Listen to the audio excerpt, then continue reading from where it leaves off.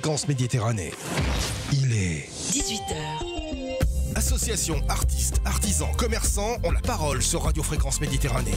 Retrouvez l'interview du jour, retrouvez l'instant où vous avez la parole sur Fréquence Méditerranée. Retrouve-nous en direct vidéo sur notre page Facebook Radio Fréquence Méditerranée. Allez, bonsoir à toutes, bonsoir à tous. Bienvenue sur Radio Fréquence Méditerranée, il est 18h et vous êtes dans un nouvel épisode de La Parole au Livre, présenté par monsieur Pascal Marmet ce soir avec son invité, et je vais le laisser le présenter, mon cher Pascal. Oui, bonsoir à tous. Alors aujourd'hui, mon invité est Laurent Solaire. Alors je vais vous parler un petit peu de lui, et puis après je vais vous le présenter d'abord, et puis après on parlera de son livre, un livre magnifique qui s'appelle Mission Compostelle, qui a été publié chez Ballant tout récemment en septembre 2024. Mais d'abord, je vais vous parler de Laurent Solaire. Laurent Solaire, qui est en face de moi, est né en Algérie en 1959. Après l'indépendance, sa famille s'installe à Bordeaux, où il étudie au lycée de Talence. En 1978, il effectue son service national comme gendarme auxiliaire. En 1979, il s'engage au 13e régiment de dragons parachutistes comme militaire du rang. Ce régiment, qui appartient aux forces spéciales, est spécialisé dans le renseignement. Il effectuera donc de nombreuses missions opérationnelles qui le conduiront en Afrique, en Allemagne de l'Est, en ex-Yougoslavie, en Amérique du Sud et même en Afghanistan. Instructeur, il commandera le 1er escadron, académie du renseignement du régiment. Puis, en 2012, il rejoint la principauté de Monaco et se met au service du prince Albert II en tant qu'aide de camp. Le lieutenant-colonel Solaire sera nommé 2 ans plus tard chambellan en charge du protocole princier. En 2018, il quitte le palais et travaille pour une multinationale monégasque en tant que directeur de la sécurité et responsable du protocole du groupe. Il est aujourd'hui lieutenant-colonel de la réserve citoyenne de la gendarmerie. Il est marié avec Isabelle, père de 2 enfants, beau-père de 8 autres grands-enfants et grand-père de 5 magnifiques chérubins. Il est également officier de la Légion d'honneur, décoré de 2 croix de la valeur militaire, commandeur de l'Étoile d'Italie, chevalier de l'ordre de Grimaldi de Monaco et quelques autres décorations. Bonsoir Laurent Solaire. Bonsoir cher monsieur. Alors, je suis très honoré de vous recevoir, mon colonel, dans mon émission La Parole au Livre, le live, et on va parler de votre dernier né, en fait, Mission Compostelle, qui vient d'être publié chez Ballant. Alors, pouvez-vous nous en faire le pitch ? Alors, Mission Compostelle, il y a quelques temps, il y a 4 ans maintenant, le Covid se terminait, et puis, suite à cette terrible maladie, j'ai été licencié. Et depuis longtemps, je réfléchissais, et ce chemin de Compostelle m'attirait. Et puis, le jour où j'ai été licencié, je me suis dit, bien voilà, c'est le moment de le faire, parce que j'avais très envie de le faire. Et je suis parti. J'ai endossé mon sac à dos et je suis parti. J'ai fait mon chemin de Compostelle, comme des milliers de pèlerins l'ont fait avant moi, et ça depuis plus de 1000 ans. Et puis je suis rentré, tranquillement. Et j'ai raconté à ma femme ce que j'avais vu. Et je lui ai dit, eh bien, j'ai vu des gens qui souffraient parce qu'ils étaient mal équipés, parce qu'ils ne savaient pas comment s'y prendre, parce qu'ils n'avaient pas les bonnes procédures. Et je me suis dit, tiens, eh bien, je vais écrire un Mission Compostelle, préparation puis action sur les chemins de Saint-Jacques, pour un petit peu expliquer aux gens qu'est-ce que c'est que le chemin de Compostelle, ou plutôt qu'est-ce que c'est que les chemins de Compostelle, parce qu'il y en a plusieurs, l'histoire de ces chemins, comment les aborder, quel matériel acquérir, et puis comment, ma foi, dérouler pour que ça se passe dans de bonnes conditions pour pouvoir se faire plaisir. Mais au départ, qu'est-ce qui vous a poussé à faire ce chemin de Compostelle ? J'ai été attiré, j'avais envie de le faire. Alors j'avais très envie de le faire, et puis lorsque l'on est sur ce chemin de Compostelle, il y a aussi une espèce de magnétisme qui vous attire tous les jours. Alors les croyants disent que c'est Saint-Jacques et que c'est Dieu qui vous attire, et qui vous invite à vous élancer sur ces chemins de Compostelle. Les scientifiques parlent d'un certain magnétisme, et puis les philosophes vous disent que bien, on vous a inculqué ça depuis votre enfance, et que très certainement c'est ça qui vous attire à partir sur ces chemins de Compostelle. D'accord. Alors, il y a plusieurs chemins de Compostelle. Lequel avez-vous choisi ? Alors moi, j'ai choisi le Camino del Norte, qui passe donc, comme son nom l'indique, chemin du Nord, au nord de l'Espagne. Puis j'ai pris le Camino Primitivo, qui, comme son nom l'indique aussi, c'est le chemin primitif. Alors pourquoi primitif ? Parce que c'est le tout premier chemin qui a été pris par Alphonse II, qui à l'époque était le roi d'Espagne. Je vous parle de ça, c'est juste après la Reconquista, l'arrivée des morts dans la péninsule hispanique. Et à ce moment-là, ce Alphonse II, on lui dit que quelque part vers Compostelle, on a trouvé la tombe de Saint-Jacques. Et lui, il décide de faire un pèlerinage avec ses chevaliers, avec son peuple, une partie de son peuple, et il se rend là-bas à Compostelle. Et là, il découvre qu'effectivement, il en atteste, il y a bien là la tombe de Compostelle. Là, Oui, on est en 813. Vous me devancez parce que j'allais en parler justement. Mais alors, il y a beaucoup de chemins de Compostelle. Pourquoi le Camino, le Camino, c'est le chemin en espagnol, c'est ça? C'est ça. Et Del Norte, ça veut dire du nord. Oui. Hein, on est d'accord. Et il y a aussi le El Camino Princesse et il y a le Camino Primitivo. Donc, vous l'avez fait aussi celui-là. Absolument. Hein, mais la plupart des gens, d'après ce qu'on m'a dit, puisqu'il y a quand même 438 000 pèlerins en 2022 qui ont utilisé ce chemin de Compostelle, la plupart des gens effectuent El Camino Princesse. Il y a 52% des pèlerins qui prennent ce chemin-là. Alors, c'est le Camino Frances. Frances, pardon. Voilà, le Camino Frances qui veut dire non pas le chemin des Français, mais le chemin des Francs. D'accord. Parce que donc en 813, on découvre effectivement la tombe de Saint-Jacques. Alphonse II décide de faire un pèlerinage. On en parlera si vous le souhaitez après. Pourquoi il fait ce pèlerinage? C'est un grand catholique, mais pas que. Et en 950, l'évêque Gondescalc, qui est l'évêque du Puy-en-Velay, décide lui aussi de tracer son chemin parce qu'il souhaite que les pèlerins se rendent à Compostelle. Et donc il part du Puy-en-Velay, il rejoint Saint-Jean-Pied-de-Port. Et il trace au plus court, si je puis dire, vers Compostelle, sur ce chemin, sur ce Camino Frances. Voilà, absolument. Aujourd'hui encore, c'est un des caminos, un des chemins principaux parmi tous les chemins. Mais vous n'avez pas choisi ce chemin-là? Non, parce que je voulais sortir des sentiers battus, justement. Donc j'avais lu l'excellent livre de Jean-Christophe Ruffin, qui lui souhaitait également sortir des sentiers battus. Et puis voilà, il m'a donné envie de le faire. Alors sur ce Camino del Norte, il y a moins de monde, il y a moins de pèlerins. Il est un petit peu plus difficile, mais je l'ai trouvé plus agréable, j'ai trouvé plus sympa de faire ce Camino-là. Oui, j'ai noté, il y a seulement 5% des pèlerins qui utilisent ce Camino del Norte. Exactement. C'est pas beaucoup. D'ailleurs, les gens vous disent j'ai fait le chemin. Ah bon, tu as fait le chemin, mais quel chemin as-tu fait? Parce que des chemins, il y en a beaucoup, il y en a une quinzaine. Et c'est vrai que ce Camino Frances fait partie des chemins principaux qui partent du Puy-en-Velay ou qui partent de Vézelay vers Compostelle. Alors, vous avez dû rencontrer beaucoup de monde, mon colonel. Quel personnage vous a marqué particulièrement durant ce pèlerinage? Alors, il y a beaucoup de pèlerins. Alors, sur ce chemin, vous trouvez toutes les classes sociales possibles et inimaginables. Vous trouvez des jeunes, des moins jeunes, des hommes, des femmes, des colonels de l'armée espagnole, des banquiers de Zurich, et puis des gens qui marchent là au long cours. Alors, celui qui m'a impressionné, c'est un type que nous avions rencontré, un Génois, qui marchait depuis 4 ans. Alors, il était bronzé, on aurait dit un vieux pêcheur. Et je l'ai rencontré dans une auberge de pèlerins. Et voilà, dans l'auberge de pèlerins, bien sûr, c'était la star, puisqu'il racontait ses chemins depuis 4 ans. Et donc, tout le monde l'écoutait bouche bée. Et le lendemain, lorsque nous nous sommes levés, il n'était plus là. Et certains ont posé la question, mais peut-être était-ce Saint-Jacques? D'accord. Alors, avant de partir, je suppose qu'il y a une préparation intense au niveau intellectuel et puis aussi au niveau physique. Absolument. Je l'ai appelé mission Compostelle parce que lorsqu'on fait une mission militaire, on se prépare intellectuellement, c'est-à-dire qu'on étudie la mission. Ensuite, on choisit le matériel ad hoc pour pouvoir faire la mission, pour que ce soit une réussite. Et enfin, on rappelle les procédures pour être sûr de ne pas se tromper. Et je crois que lorsque l'on fait un chemin de Compostelle, surtout si on habite en ville et puis qu'on n'a pas trop l'habitude de marcher et qu'on a encore moins l'habitude de marcher en forêt ou en pleine nature, il faut se préparer. Il faut se préparer physiquement, et puis il faut préparer son matériel, et puis il faut partir en connaissance de cause. Il faut savoir ce que l'on va découvrir sur ce chemin. Et à partir de ce moment-là, ça se passe bien. D'accord, mais il y a des chaussures spéciales, vous avez... Alors, je dirais, vous avez tout à fait raison, cher monsieur, le plus important, ce sont les chaussures. Voilà. C'est-à-dire que si vos auditeurs devaient faire demain matin le chemin, si j'ai un conseil à leur donner, qu'ils choisissent bien leurs chaussures. Et alors là, c'est comme chez le médecin. N'hésitez pas à prendre un autre avis auprès d'un autre marchand de chaussures. Les chaussures, pour faire simple, je pense que ce sont des chaussures basses, ce sont des chaussures avec une taille de plus, ce sont des chaussures légères et solides. Avec une taille de plus. Oui. Avec une taille de plus, parce que lorsque vous marchez une vingtaine de kilomètres chaque jour, eh bien, vos pieds enflent.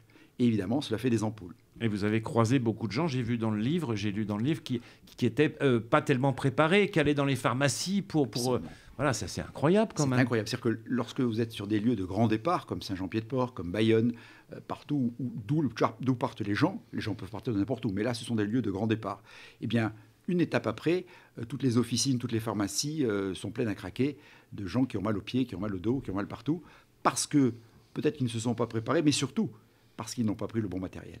Ah oui, c'est très important le matériel. C'est très important. Moi, j'ai toujours rêvé de faire ce chemin de Compostelle, mais j'ai jamais eu le courage de le faire vraiment. Mais j'ai croisé une dame en faisant une dédicace avant-hier, parce que j'étais à la librairie des Mandarins à Roquebrune-Cap-Martin chez notre ami Jean-Michel. Et j'ai croisé une dame à qui j'ai vendu un livre, d'ailleurs, qui m'a dit, moi j'ai fait le chemin de Compostelle. J'ai dit, ah bon, mais quel chemin? Elle avait une dame qui était quand même assez âgée. Et elle m'a dit, moi je suis parti de Paris jusqu'à Chartres. J'ai fait une centaine de kilomètres. Mais dit, vu mon âge, c'est quand même pas mal. Oui, c'est très bien. Finalement, on peut faire le chemin que l'on veut. Ce qui est dit, la règle, c'est qu'il faut faire 100 km. Pourquoi il faut faire 100 km? Pour avoir l'attestation. Pourquoi faut-il une attestation? Parce que les jeunes Espagnols, lorsqu'ils terminent leurs études supérieures ou après le bac, ont pratiquement l'obligation de faire ce chemin. Parce que cette attestation sera rangée dans leur CV et à compétence égale, eh bien, un patron prendra plutôt un jeune qui a fait son chemin de Compostelle qu'un jeune qui ne l'a pas fait. D'accord. Et ça représente combien à peu près de kilomètres par jour? La moyenne, elle est à 25 km, entre 20 et 25 km par jour, ce qui est beaucoup. C'est considérable. C'est pas beaucoup sur un jour, c'est beaucoup sur plusieurs jours. Je dirais que pour se mettre en jambes, il faut une bonne semaine. Et plus vous vous serez entraîné en amont, et plus cette mise en jambes, si je puis dire, sera courte. Il y a le roman d'une jeune dame qui s'appelle Kilomètre 000. C'est une jeune parisienne qui a décidé un jour de tout plaquer à Paris parce qu'elle avait ras-le-bol de son boulot. Et puis elle a pris son sac à dos, elle est passée c'est un marchand de sac à dos, et elle est partie. Bon, il lui a fallu 15 jours pour se mettre en jambes, parce qu'elle faisait jamais de sport, mais elle y est arrivée. Bon, elle était jeune, elle avait beaucoup de volonté. Voilà, il faut malgré tout se préparer. Mais vous, en tant qu'ancien militaire des forces spéciales, vous étiez déjà préparé, je suppose. J'étais pas trop mal préparé. Surtout, je savais ce qu'il fallait prendre comme matériel. C'est là. Je fais du sport régulièrement et effectivement, je suis parti en une dizaine de jours. J'ai dit à mon épouse, qui n'était pas encore mon épouse d'ailleurs, nous n'étions pas mariés avec Isabelle, nous devions nous marier un mois après mon retour. Ah d'accord. Oui. Et donc je lui ai dit, je vais partir dans 15 jours faire le chemin de Compostelle. Elle m'a dit, tu es complètement fou. Je suis donc passé chez des magasins spécialisés et puis j'ai acheté du matériel et puis je suis parti. Alors quel type de matériel vous avez acheté? Est-ce qu'il faut un sac à dos spécial? Oui. Alors, il faut savoir que le terme à retenir, c'est léger et pratique. Il faut tout le temps penser léger. Il y a des sacs à dos pour les dames, il y a des sacs à dos pour les messieurs. Ah, il faut le savoir. Moi, j'ai vu sur le chemin des dames qui avaient des sacs à dos de messieurs. C'est pas pratique, surtout sur la languette de poitrine, si vous voulez. Donc, elle n'est pas placée au même endroit. La morphologie est différente.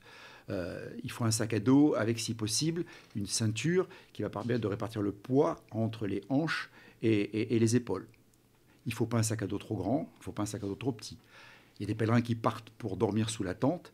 Évidemment, ils auront un sac à dos plus grand que ceux qui décident de dormir à l'hôtel ou de dormir dans des auberges. Bien sûr. Ouais, donc ça, en général, il faut des sacs à dos qui pèsent en gros 10% de votre poids. Il ne faut pas dépasser. Il ne faut pas dépasser. Et là aussi, autant on voit beaucoup de monde devant les pharmacies, mais on voit aussi beaucoup de monde devant les postes, et vous le verrez dans mon livre, parce que les gens un peu prétentieux partent avec beaucoup de matériel, et au bout d'un moment, ils se disent non, je ne peux pas porter autant. Et donc, discrètement, on passe à la poste, on voit la postière, et on donne le surplus qu'on renvoie à la famille. D'accord, c'est amusant. Alors, qu'est-ce qu'on met dans ce sac à dos? Qu'est-ce qu'on met on prend des vivres, on prend de l'eau, qu'est-ce qu'on prend? Alors, on prend tout ce qu'il faut pour se retrouver seul à un moment donné et perdu dans la nature. Tout ce qu'il faut, ça veut dire quoi? Ça veut dire un vêtement chaud, ça veut dire un vêtement de pluie, ça veut dire un fond de sac avec un petit peu de nourriture, ça veut dire de l'eau, ça veut dire de quoi s'abriter, ça veut dire également une couverture, vous savez, côté jaune de survie, côté jaune, côté blanche. Bien sûr. Et je dirais un couteau. Et à partir de là, c'est le minimum. Si vous partez sur une île déserte, qu'on vous laisse choisir un ustensile, prenez un couteau. Moi, je prendrais un livre en plus parce que prenez un livre.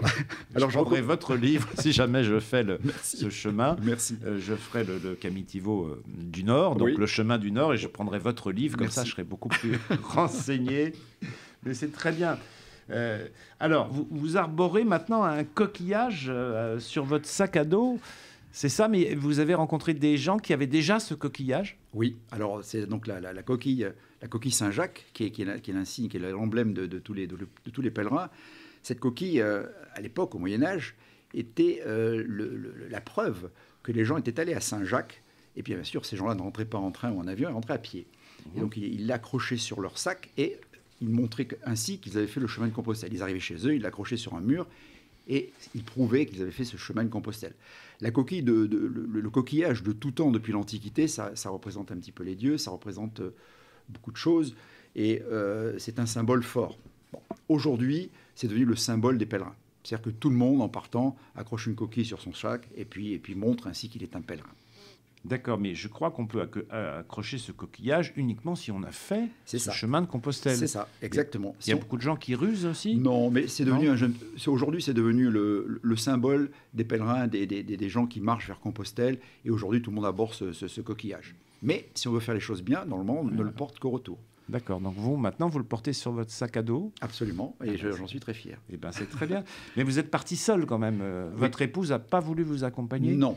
Non, bon, c'était un petit peu précipité, je le reconnais. Mon épouse n'a pas fait l'effort spécial. Elle m'a dit, bon, mon chéri, tu pars et essaye de revenir pour que nous marions fin octobre, comme prévu, bien évidemment. Et donc, non, je suis parti seul. Eh ben, c'est bien, mais et qu'est-ce qui se passe quand on fait ce chemin de Compostelle? Est-ce qu'on réfléchit beaucoup? On rencontre beaucoup de gens aussi? On part seul, vraiment seul? Alors, on part seul, mais on n'est jamais seul. Parce que sur le chemin, vous avez des gens devant, vous avez des gens derrière, vous avez des gens à côté de vous. Il y a une grande liberté sur le chemin. C'est-à-dire que si vous avez envie de discuter, vous discutez. D'un sujet particulier, vous en discutez. Et si vous n'avez pas envie, vous saluez la personne va continuer, va accélérer le pas ou va ralentir. Bref, il y a une grande liberté. En revanche, il y a une chose qui est très très intéressante, c'est que tout le monde regarde tout le monde sur le chemin.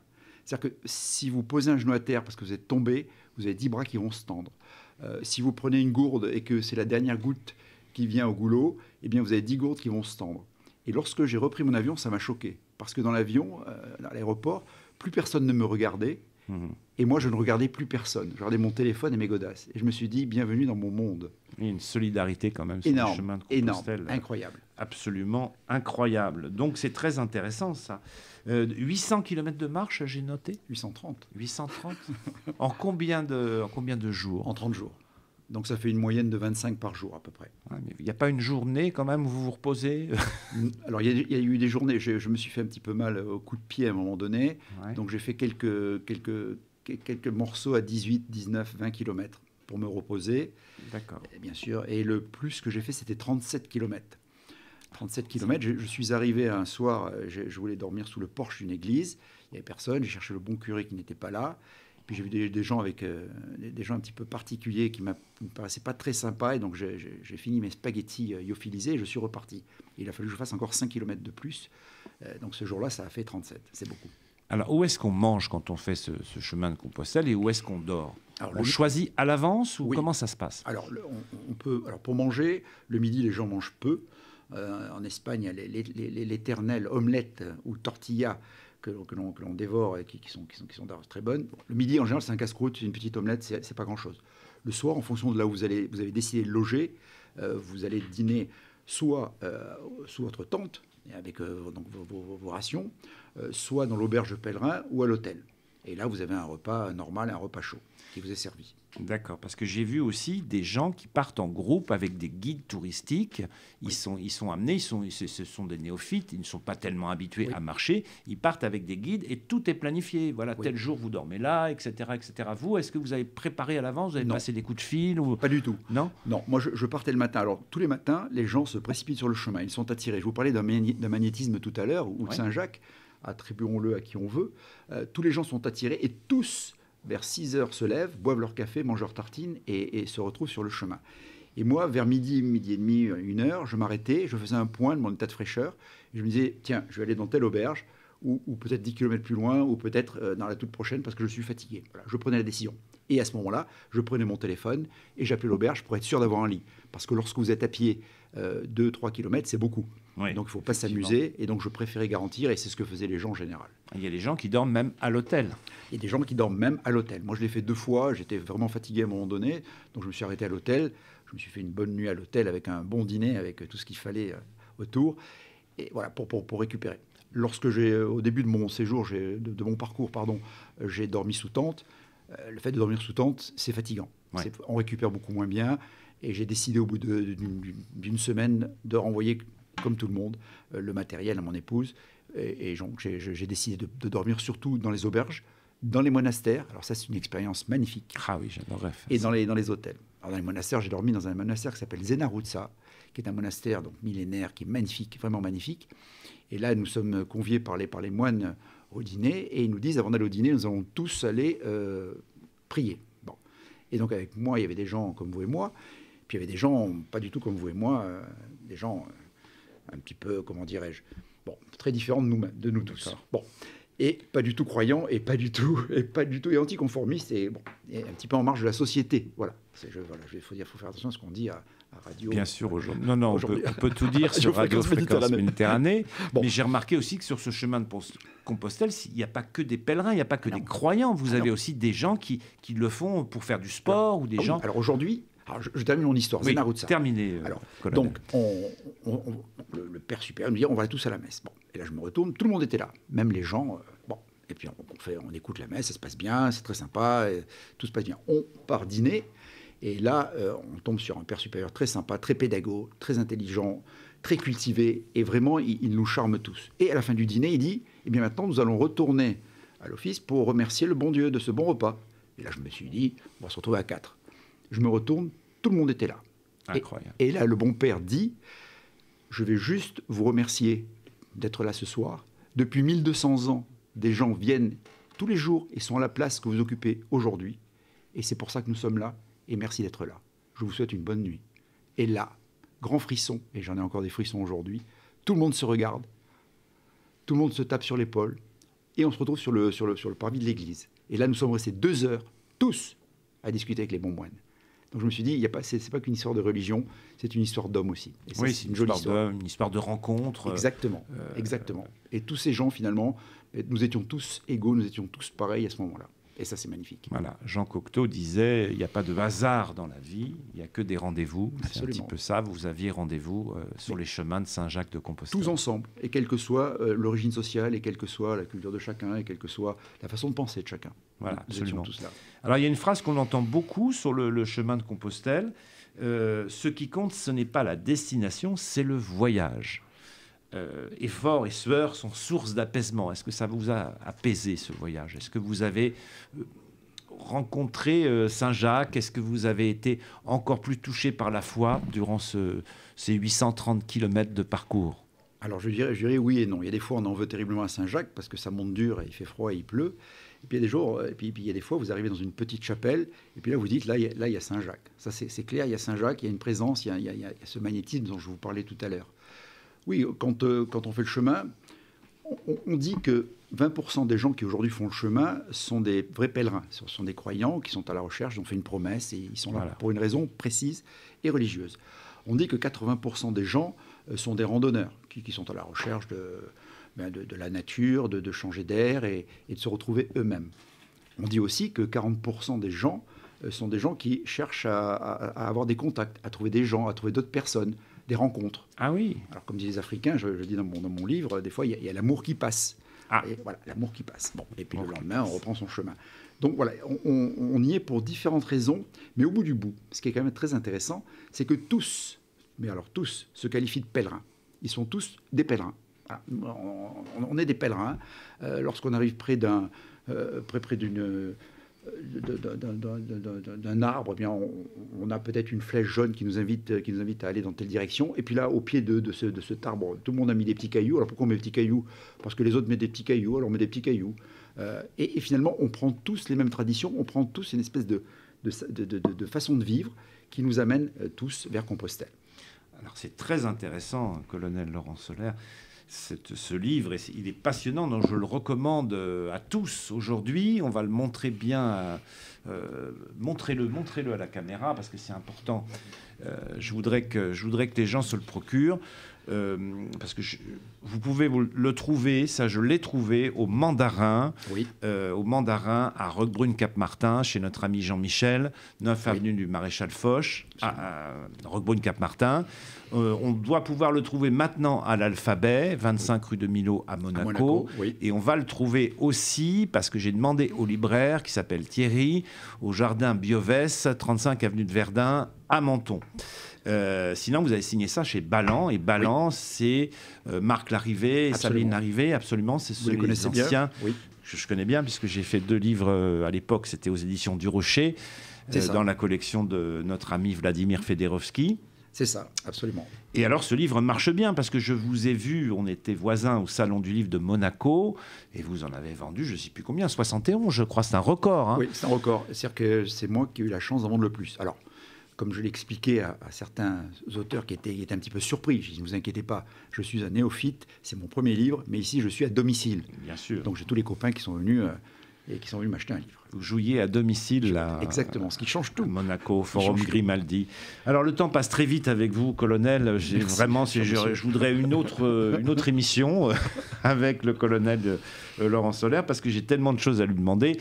Mais là, j'ai décidé de lui faire un petit questionnaire de Proust à la Bernard Pivot parce que comme j'admirais beaucoup Bernard Pivot, un jour je l'ai rencontré, Bernard Pivot. Je me suis trouvé à côté d'un salon du livre. C'était mon premier livre, je crois, il y a pas mal d'années. Et voilà, j'étais très intimidé par lui et il a pris un de mes livres, il a regardé et il m'a répondu nous avons 2 amis en commun. Je lui dis ah bon, mais c'est absolument extraordinaire. Lesquels? Et il m'a dit le Larousse et le Petit Becherel. Magnifique. C'est magnifique. Ouais, hein. Alors voilà, on va faire un petit questionnaire à la Pivot. Quel est votre mot préféré, colonel Solaire? Mon mot préféré, je dirais que c'est la fidélité. Je pense que c'est la plus belle des vertus. Quel est le mot que vous détestez, que vous n'aimez pas? Moi, je n'aime pas la médiocrité. C'est bien. Oui, j'essaye de m'efforcer et je m'efforce de faire les choses bien. Le son, le bruit que vous aimez?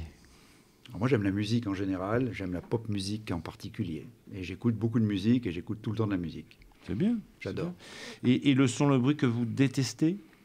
Alors, ce que je déteste, c'est les bruits stridents, c'est le bruit des voitures. J'ai un scooter électrique.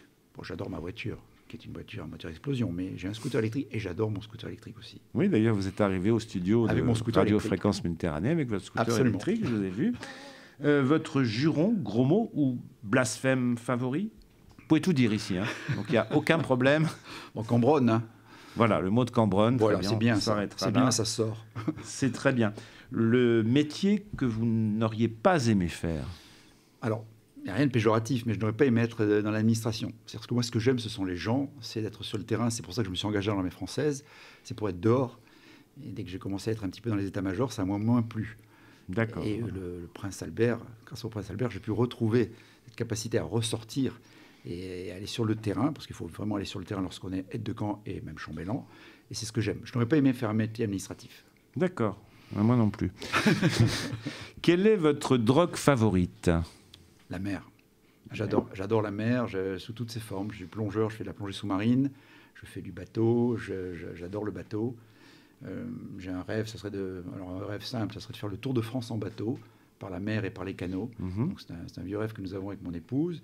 Oui, c'est quelque chose de simple, mais que j'aime. J'aime la mer, j'aime l'eau, j'aime les rivières, j'aime les lacs. Vous êtes comme mon père, il adore la mer. C'est vrai. D'ailleurs, il avait un bateau. Bon, vous voyez. Et on a fait quelques belles excursions en bateau. Et vous avez un bon souvenir d'enfance. Absolument, sur les îles de Porquerolles. Magnifique. C'était magnifique. On a une région qui est magnifique. Voilà. La plante, l'animal ou l'arbre dans lequel vous aimeriez être réincarné, si la réincarnation existe, bien sûr. Non, elle existe. Alors, dans un olivier. L'olivier, c'est l'arbre de la Méditerranée. J'adore la Méditerranée aussi. C'est ma mer, c'est ma culture. Et l'olivier est vraiment le symbole de la Méditerranée et le symbole de tout ce que j'aime. Donc oui, dans un olivier. Alors, il faudra que je vous invite à la maison parce qu'on a une maison auquel est des morts et on a beaucoup d'oliviers. Voilà, un homme de goût, cher monsieur. Vous êtes un homme de goût. C'est très bien. Et pour terminer, si Dieu existe, qu'aimeriez-vous? Et je suis persuadé qu'il existe. D'ailleurs, on en est tous les deux persuadés. Oui. Si Dieu existe, qu'aimeriez-vous, après votre mort, l'entendre vous dire? Que je n'ai pas été trop mauvais.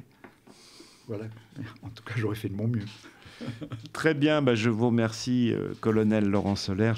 Merci de cet entretien. Et je vous invite, chères auditrices et chers auditeurs de Radio Fréquence Méditerranée, à aller tout de suite courir acheter ce livre, Mission Compostelle, publié chez Ballant. Il est tout récent, il est de septembre 2024. Absolument. Et est-ce que vous avez des projets pour 2025? Tiens, voilà, on va en parler un petit peu. Projet livresque? Oui, livresque. Non. Là, je m'occupe de diffuser ce livre, ce qui est d'ailleurs passionnant, parce que j'ai eu le plaisir de rencontrer des auteurs, des écrivains, comme vous, cher monsieur. Et c'est un monde vraiment intéressant. C'est un monde qui me plaît, parce que parmi les choses que j'aime la littérature. Alors, j'ai fait un bac à 4, qui est un bac sans grand succès. Mais voilà, j'ai toujours aimé la littérature, j'ai toujours aimé écrire. Et le fait maintenant de le diffuser, de le présenter, comme ce soir chez Radio France Méditerranée. Fréquence. Et je remercie Radio Fréquence Méditerranée d'ailleurs de m'accueillir. c'est pour moi un véritable plaisir et c'est peut-être un nouveau challenge. Donc on va essayer de présenter celui-là correctement et puis peut-être, pourquoi pas, faire un roman après. Bien sûr, mais vous avez d'autres salons de prévus. J'ai vu que vous étiez à Hyères l'année prochaine. Oui, je serai à Hyères l'année prochaine. J'ai postulé pour Nice, bien évidemment, grande ville voisine cette année. Je serai fin janvier à Menton pour les Nuits de la lecture. Donc la mairie de Menton a eu la gentillesse de m'inviter. D'ailleurs, je donnerai une conférence à ce moment-là, le 29 janvier. Et voilà, oui, j'ai quelques projets. Il y a un très beau salon qui s'appelle Vin et Lecture, qui est à Saumur. Oui, ben on m'en a parlé aussi. Voilà, on m'en a parlé aussi. Peut-être que je vais le faire aussi l'année prochaine. Voilà. Et puis pour moi, Saumur, c'est quelque chose d'important parce que je suis un officier de cavalerie et l'école de la cavalerie se trouve à Saumur. Le cadre noir, non, c'est ça, non. Alors, il y a aussi le cadre noir. Il y a le cadre noir. Et puis il y a la formation des officiers de cavalerie, donc qui ensuite servent dans des unités de cavalerie. Et donc voilà, j'irai à Saumur avec très grand plaisir et j'aimerais bien avoir plaisir. Voilà, donc je vous invite à se procurer ce livre qui est formidable, qui est magnifique. Hein. Vous pouvez l'acheter où vous voulez, mais allez à l'Alphabet, par exemple, 25 rue de Millau à Monaco, ou allez chez nos amis mandarins, chez Jean-Michel, dans 9 avenue du Maréchal Foch, à Roquebrune-Cap-Martin. Mais sinon, vous pouvez le commander partout, on le trouve partout, ce livre. Fnac, sur Amazon, partout. Voilà, partout, absolument. Donc je vous remercie, colonel, de cet entretien. Merci, monsieur. Moi, je vous remercie à tous les deux. Alors moi, juste une petite conclusion. Je me rappelle à l'époque, quand on voulait aller dans la forêt, on avait le manuel des castors juniors. Si vous voulez faire le chemin de Compostelle, c'est très simple. Vous achetez le livre de Laurent Solaire, Mission Compostelle. Vous avez toutes les infos pour pouvoir le faire correctement, en tout cas, et arriver en bonne santé. Merci. Effectivement. Merci d'être venu, monsieur le colonel Laurent Solaire, ancien chambellan du prince de Monaco, le prince Albert. Merci Pascal encore de cette belle émission que tu nous as proposée ce soir. Oui, parce que je voulais l'inviter déjà depuis longtemps. Je l'avais croisé au Salon du Livre de Monaco. On en avait parlé un petit peu. J'avais dit que je l'inviterais, mais je n'avais pas de date encore. Et j'ai choisi cette date avant Noël. C'est un beau cadeau de Noël d'ailleurs aussi pour Mission Compostelle. Oui. À mettre sous le sapin de Noël, effectivement. À mettre sous le sapin. Et voilà. Je rappelle qu'on te retrouvera donc mercredi matin, le jour de Noël, à 11h10, avec l'interview de Patrick Expoto. Oui, Patrick Expoto, que j'ai rencontré. C'est une interview que j'ai enregistrée déjà. Effectivement. Voilà, et elle passera le jour de Noël. Le jour de Noël, le 25, voilà, 11h10. C'est formidable. Le mercredi. Merci mon cher Pascal, merci Laurent Solaire. Merci à vous. Allez, c'est le retour de la musique. Et puis je vous rappelle qu'à 19h, un nouvel interview. Bye bye à tous. La couleur du ciel.